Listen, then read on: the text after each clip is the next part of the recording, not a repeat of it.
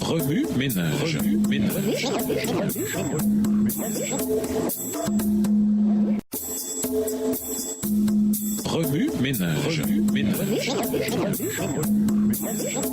Bienvenue dans votre émission Remue ménage. Nous voilà à la leçon 4. Quand on est seul, le Seigneur Dieu se dit, il n'est pas bon que l'être humain soit seul. Je vais le secourir en lui faisant une sorte de partenaire. Genèse 2, verset 18. Donné pour enrayer la solitude, le mariage est une représentation de la relation que Dieu désire avoir avec nous. L'espérance au milieu de la solitude. Lisons Somme 72, verset 12. Somme 72, verset 12, car il délivrera le pauvre qui implorera son secours et l'affligé qui n'a point d'aide. Imaginez que votre ami vous invite à un rassemblement se tenant un après-midi chez lui. Il vous prévient que vous n'y connaissez aucun participant. Malgré tout, vous y allez. Quand vous arrivez, vous repérez votre ami, lequel se mêle à d'autres invités. Il se tourne alors vers vous et promet de passer du temps avec vous dans 5 minutes, lesquelles deviennent 10 minutes, puis 1 heure. Après 2 heures, l'événement est terminé. Que vous soyez introverti, extraverti ou quelque part entre les deux, vous allez vraisemblablement ressentir un certain niveau de solitude dans un tel scénario. Lors de cet événement, où faire connaissance est naturellement l'attraction principale, vous êtes sans doute assis seul à une table. Vous échangez quelques propos avec des étrangers ou partez tôt du fait du manque d'interaction avec les autres. Et vous commencez à vous demander si votre ami s'intéresse à vous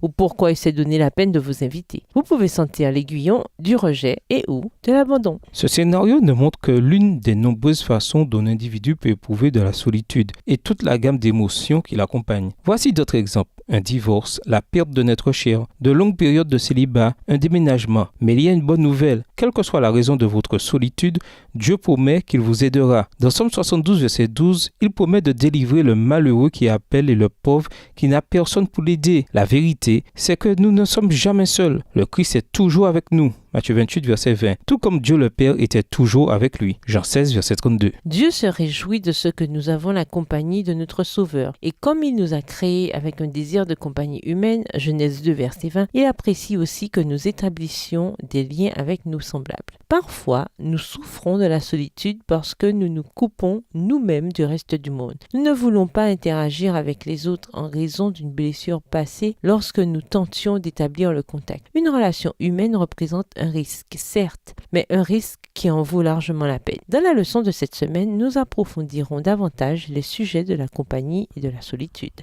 Au revoir. Et à demain si Dieu veut. Remue ménage.